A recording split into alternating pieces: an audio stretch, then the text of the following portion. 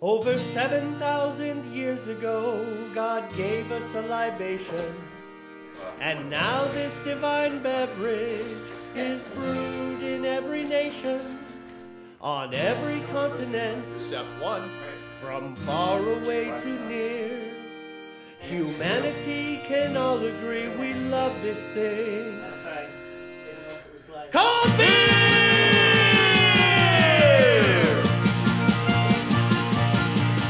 There's Budweiser from St. Louis, Leaning out OPA. Coors in Colorado, We even left the USA. Lamont up in Canada, the land of ice and snow. You don't even need a cooler when it's 40 below. Dos Equis down in Mexico, or Corona with a lime. It's such a shame, so many beers, so very little time. From Brazil to Argentina, Up Peru or Ecuador. Todos hechos su cerveza. They grant some more. fill my glass up to the brim with that tasty brew. I drank to my health yesterday, so this one is for you. One by one we set them up, and one by one they fall. There's a million different kinds of beer, we're gonna drink them all.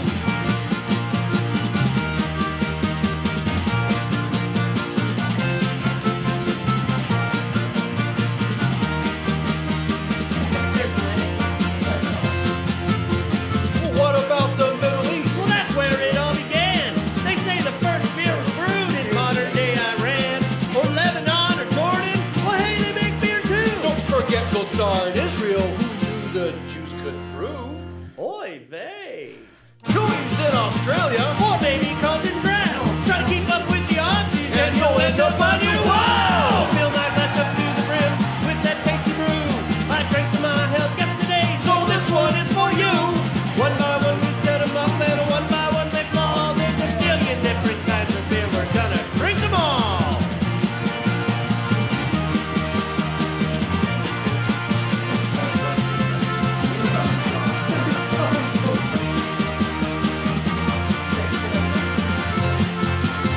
There's beer from Scandinavia. Belgium, France, and Spain. So raise your glass bottoms up and fill them up again. That's it. England, Guinness. Ireland. Tenants from the Scots. Eskimo! Czech Republic, Poland, Russia. China to the east, they all make delicious beers with barley, hops, and yeast. Don't have yourself a big name brew. Or better, brew your own. But enjoy that beer, cause one thing's clear. You ain't drunk at all! Fill my glass up to the rim with that tasty brew. I drank to my health yesterday, so this one is for you. One by one we set them up, and one by one they fall. There's a million different kinds of beer. We're gonna drink them all!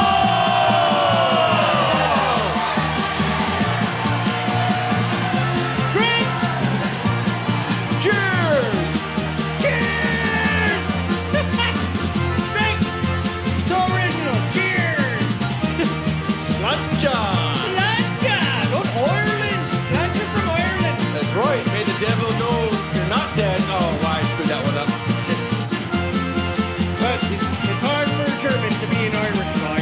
That's right. So we'll just pay homage to Germany and say, Prost! Prost! And may you be in hell half an hour before the devil goes you're there. Yes, in Ireland they would appreciate that. L'chaim! L'chaim! Yes, for our Jewish friends. What else we got? Goodbye! Kompai! Off to Japan with Asahi and A little over to the west of Japan, we have Russia, Nostrovia. way far west of Japan, Nostrovia, which I keep calling Nokia because I'm stupid. And then, wait, we have some Zulu friends. Yes, down in Africa, Bajabule! How do we say that? Bajabule! What else we got? Salud! Both Spain, Salud! Latin America, and Italy. Chin-chin. It's good. Especially when you wrote it. Yeah, that's why people think I'm Yeah, you're gonna be biased. You wrote it. Yeah, I think we're shared everywhere. Okay. And the song's over. All right. That's the best part. You know, I thought you were doing some sort of Chinese thing with that. It is. No, it's an Italian one. Did you know that? What I thought it was Chinese. It is Chinese.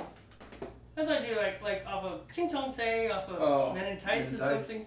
It's like, I didn't know that when you said that. I just laughed because I thought it was funny. I am very uneducated.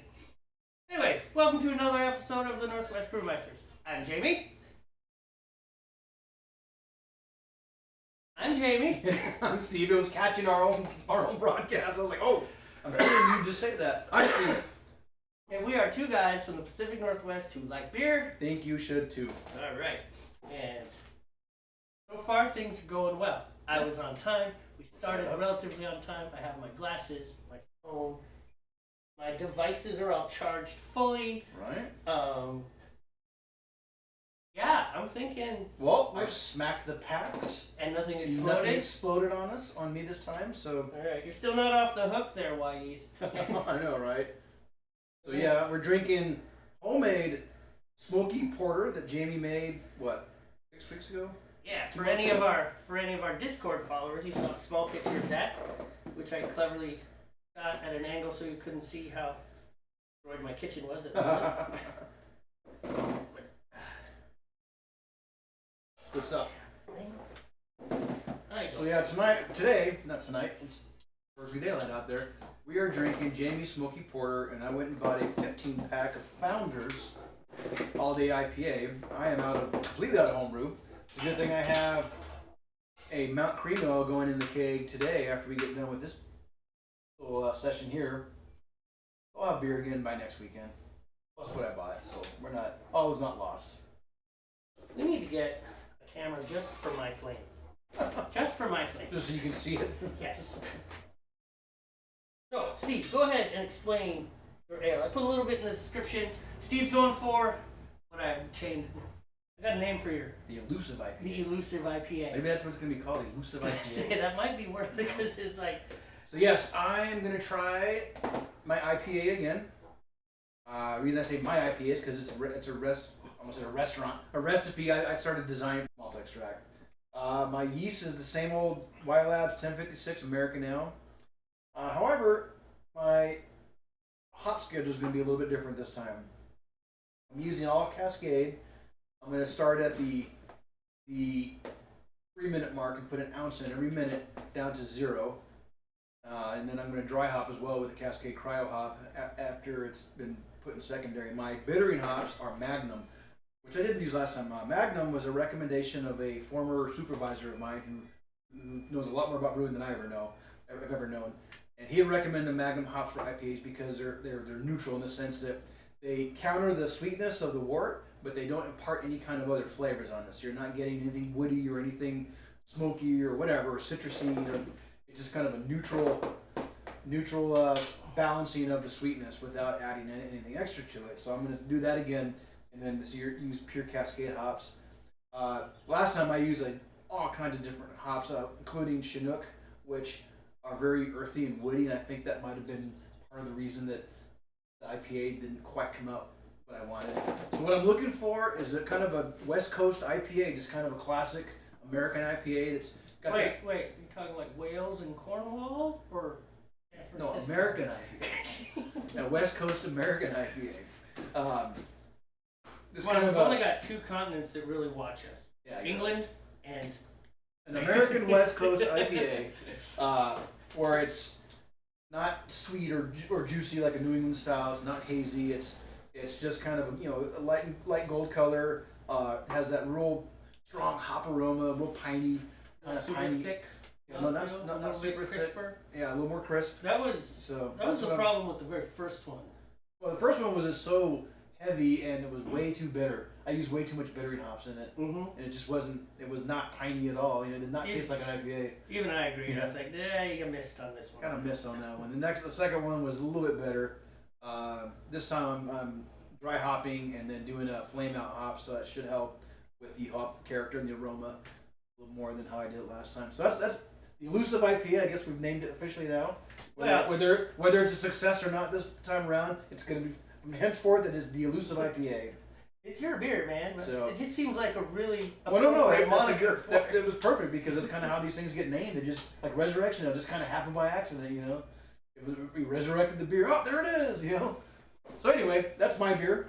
I didn't miss anything. The process is gonna be the same. You know, if you watch any of our previous broadcasts, I'll do a half-hour steep with my grains, and I'll do a 1-hour boil, and I'll start adding my hops the last 3 minutes of the boil.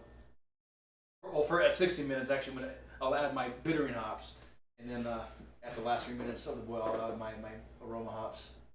And yeah, after 2 weeks in the fermenter, I'll put it in a secondary fermenter. After 1 week of that, I'll add the dry hop. And then after that week is over, I'll go ahead and transfer it to a keg and get it on ice so I can have a nice cold IPA this summer. All right. Awesome. So, What are you doing? I am doing the tried and true Scotch Ale, which is dragging up there. Ah. How long does it boil on this one? Regular boil? 90 minute? That is an excellent. Because if it's a 90-minute boil, I should have went first. 90, but I think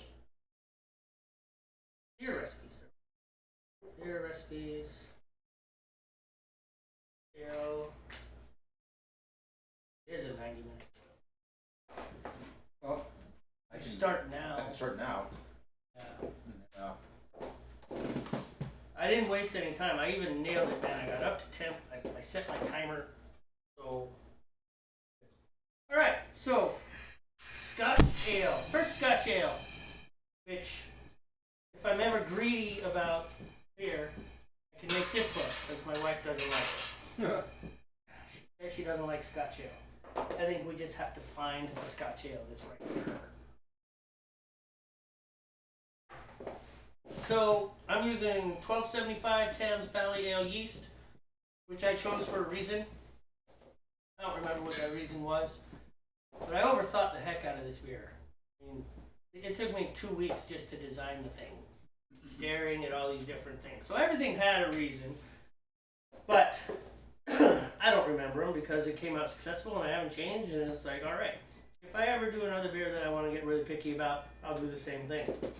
All right, so we got 2 ounces of Centennial hops. Those go in at the 60-minute mark. 1 ounce of East Kent Goldings. Those go in at the 10-minute mark. The reason that they're so far away from the end of the boil is because you don't want a Scotch Ale to taste like an IPA. Yeah. An IPA in a kilt. No, not what we're after. So in any case, I'm using caramel 120, 1 pound of that, which is a lot. And that is mainly for color. And then roasted barley, 2 ounces, gives it a roasty flavor. Special B, 4 ounces, and caramel Munich, 4 ounces. Both of those kind of push it with this biscuity, bready flavor, which is, you know, this nice round flavor that Scotch ales are supposed to have. After that, we got some cherry smoked malt, which there's a whole war out there about whether to add smoked anything or not to your Scotch ale. Some people are like, don't you dare add smoked stuff. And then there's other people who are like, you better not do it without. It requires smoked malts. And There's always a divide no matter what. no matter what. Always these folks and those folks. Yep, the big enders and the small enders. Yep. Which Big Indians and small Indians. Gulliver's Travels, isn't it? Yes, okay, very good. Yeah. I was going to say, if you have read your Gulliver's Travels, you know what that's all about. Famous war between the Lilliputians.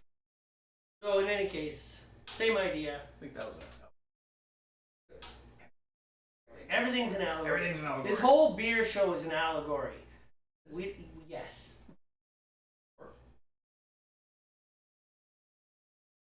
I'll figure it out. I haven't got there yet. It's an allegory for something. This all relates to something else in the grand mystery and symbolic world. Something. I'm going to go back to my recipe now. Alright. And then British chocolate smoked malt, because the British chocolate we found was better than the regular chocolate malts. And it adds a little chocolate flavor to it. Not too much. I only added 2 ounces, which in relation to all the other things in this, it's a pretty complex beer. I think it works well.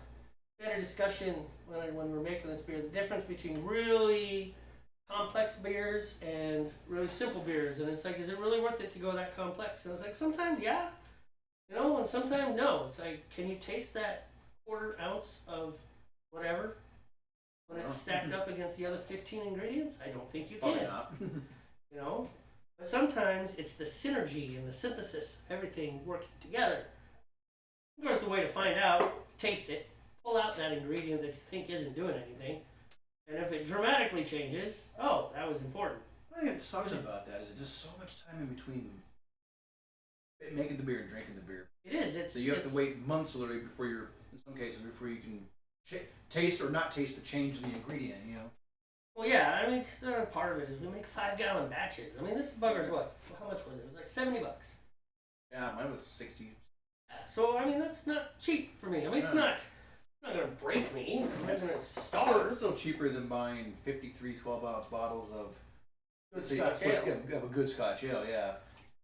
That's going to be over $100 easily, Well, yeah. And that's only 12-ounce bottles. You get, X amount. We typically drink it by the pint. Right. So you obviously you get less pints than you do 12-ounce bottles, but the volume is still the same. It's just how you divide it up, Yeah, I mean, it's just... But the reason I say 53 specifically is I did the math on it one time. I took 5 gallons of beer and I divided it out by ounces, and I was like, oh, okay, so you get 53. So essentially 2 suitcases plus a 6-pack, Pretty much. Oh, suitcase. Like a suitcase. Like a half-rack suitcase? Yeah, like a 24-pack. Yeah, okay. We used to call them suitcases. All right. That makes sense. I don't know. I think we all just call them cases and half-racks. That's all they ever got called. Oh, okay. But in any case, there's that whole thing. I was talking with my father about, we weren't talking about beer, we were talking about cooking and recipes. And most recipes are like basil, oregano, salt, pepper. But, and then you run across the recipe that's like, thyme, basil, oregano, marjoram, chili powder, paprika, And a splash of love. Yes, and a splash of love, and just enough salt. Like that guy.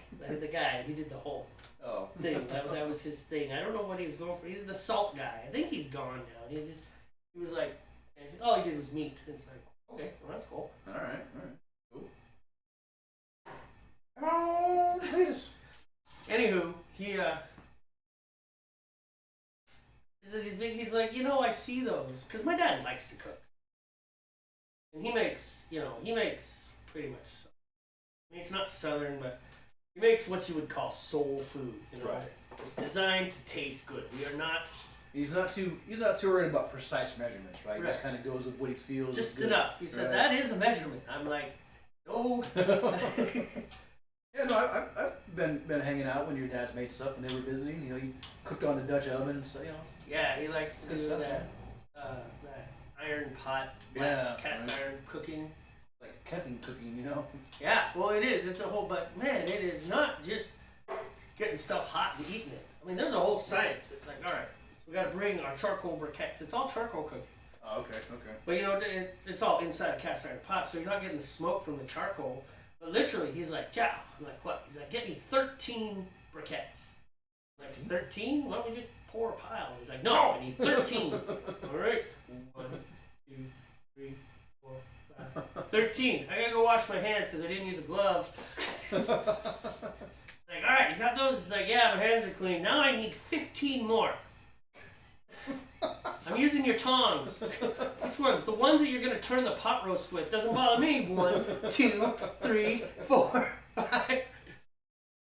But, I mean, I'm being silly, but it's, you've got all those, and so he'll do 13 briquettes on the bottom, Right. under the pot, and then they put a lid on it, and they'll put, like, the other 14 will be on top. That's right. He did it on top. Yeah. I Yeah, remember that and now. and people have figured it out. It's like, all right, if you do 14, and these numbers I'm just pulling out of the air. It produces the right amount of heat then. Yeah, and it's like that gets the heat. For the right amount of time. Right. Yeah. It's like you want to do a pot roast, you need 12 on top and 15 on the bottom. You want to do mac and cheese, you need to do 10 and 20, and there's a whole science to it. It's like beer. It's not really science, but it's science.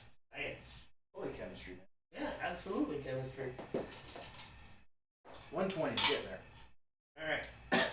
Well, I'm a little ahead of you. I'm at 18. Yeah, but oh crap, I still got a 30 minutes. This is gonna be a close one. We're gonna move fast.